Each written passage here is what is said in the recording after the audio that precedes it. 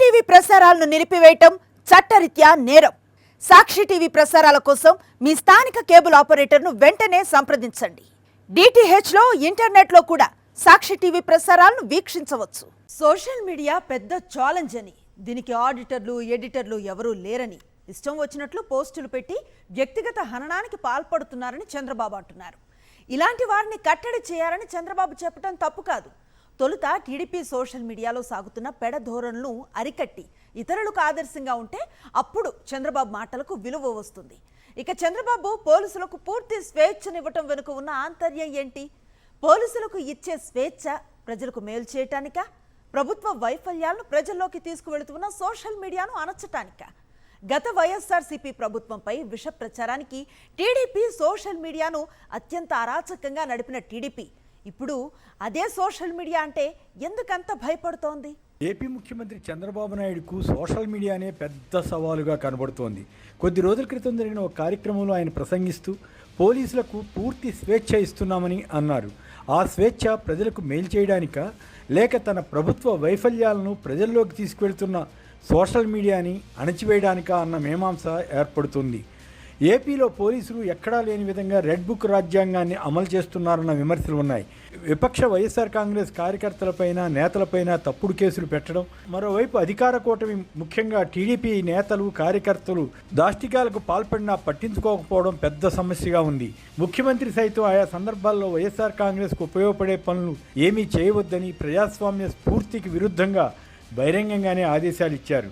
ఆయన కుమారుడు మంత్రి లోకేష్ ప్రభుత్వంలో చక్రం తిప్పుతూ రెడ్ బుక్ పేరుతో ప్రత్యర్థులపై తప్పుడు కేసులు పెట్టిస్తున్నారన్న విమర్శలు చాలానే ఉన్నాయి. అసలు చంద్రబాబు నాయుడు ఎందుకు సోషల్ మీడియా అంటే ఇప్పుడు భయపడుతున్నారు అన్న ప్రశ్న సహజంగానే వస్తుంది. విపక్షంలో ఉన్నప్పుడు కానీ, ప్రస్తుతం అధికారంలోకి వచ్చాక కానీ తెలుగుదేశం పక్షాన ఎంత అరాచకంగా సోషల్ మీడియాను నడిపింది ఆయనకన్నా ఎవరికి బాగా తెలుసు. దానికి లోకేష్ బృందమే నాయకత్వం వహించిందని వైసీపీ నేతలు చెబుతుంటారు. ఎటు అధికారం ఉంది కనుక తన అనుకూల సోషల్ మీడియా ఎంత నీచంగా ప్రత్యర్థులపై పోస్టులు పెట్టినా వారి జోలికి పోలీసులు వెళ్లరు. అదే వైసీపీ సానుభూతి పరులు ఎవరైనా వ్యతిరేక పోస్టులు పెడితే పోలీసులు వెంటనే కేసులు పెట్టేస్తున్నారు. దాదాపు 1200 మంది వైసీపీ సోషల్ మీడియా యాక్టివిస్టులపై కేసులు పెట్టారంటేనే చంద్రబాబు ప్రభుత్వం ఎంత దారుణంగా వ్యవహరిస్తుందో ఊహించుకోవచ్చు. చంద్రబాబులో విశిష్టత ఏమిటంటే తను అధికారంలో ఉంటే ఎవరూ వ్యతిరేకంగా మాట్లాడరాదు. ప్రభుత్వ వైఫల్యాలను ప్రశ్నిస్తే వారు అభివృద్ధి నిరోధకులు అవుతారు. ఏ సోషల్ మీడియా అయినా నిజానికి అభ్యంతర పోస్టులు పెట్టకూడదు. అందులో రెండో ప్రశ్నకు తావులేదు. కానీ దీన్ని అరికట్టడం అంటే నిష్పక్షపాతంగా ఉండాలి తప్ప కేవలం వైసీపీ వారిపై దాడులు చేయడం కారాదు.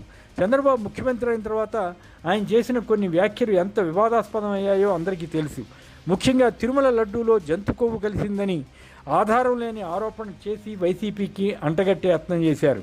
చంద్రబాబుకు మద్దతుగా ఉప ముఖ్యమంత్రి పవన్ కళ్యాణ్ సనాతని వేషం కట్టి అయోధ్యకు కల్తీ లడ్డూలు సరఫరా అయ్యాయని రెచ్చిపోయి మాట్లాడారు.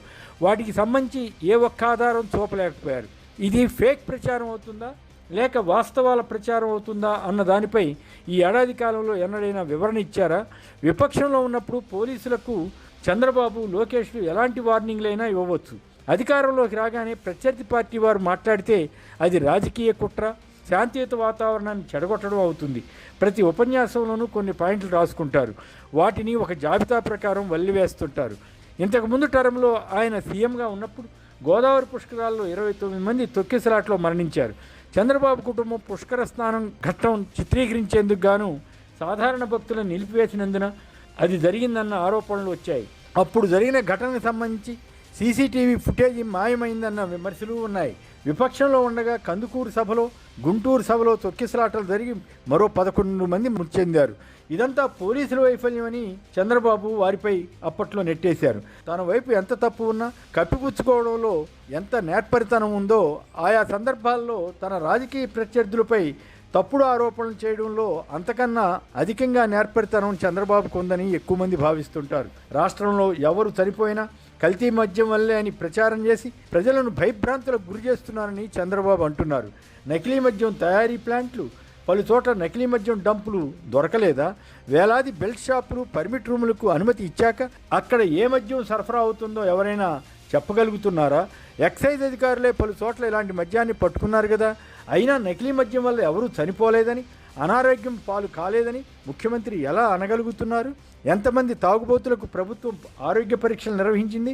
ఆయన చేసిన వాదన సరైనదే అయితే విపక్షంలో ఉన్నప్పుడు నాసిరకం మద్యం తాగి 30,000 మంది చనిపోయారని ఏ ఆధారాలతో చెప్పగలిగారు? 35 లక్షల మంది అనారోగ్యానికి గురి అయ్యారని ఎన్నికల ప్రణాళికలో ఎలా రాయగలిగారు? అది తప్పు వ్యవహారం కాదా? ఇప్పుడు ఆధార సహితంగా నకిలీ మద్యం దొరికినా ఎవరి ఆరోగ్యం చెడలేదని, ఎవరు మరణించలేదని జనం నమ్మాలని, దీని గురించి ఎవరు ప్రశ్నించకూడదన్నది ఆయన ఉద్దేశం. వీటిపై ఎవరైనా పోస్టులు పెడితే పోలీసులు వారిని వెంటాడుతున్నారు. సోషల్ మీడియా పెద్ద ఛాలెంజ్ అని, దీనికి ఆడిటర్లు ఎడిటర్లు ఎవరు లేరని ఇష్టం వచ్చినట్లు పోస్టులు పెట్టి వ్యక్తిగత హననానికి పాల్పడుతున్నారని చంద్రబాబు అన్నారు.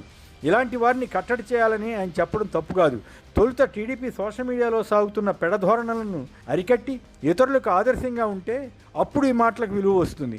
ప్రశ్నిస్తున్న వారిపై కక్ష కట్టి తప్పుడు కేసులు పెట్టడం ఏపీ పోలీసులకు అలవాటుగా మారిందన్న ఆరోపణలు ఉన్నాయి. ఏపీ హైకోర్టు సైతం ఇలాంటి కేసులపై ఆగ్రహం చెందింది కదా. అవన్నీ ఎందుకు?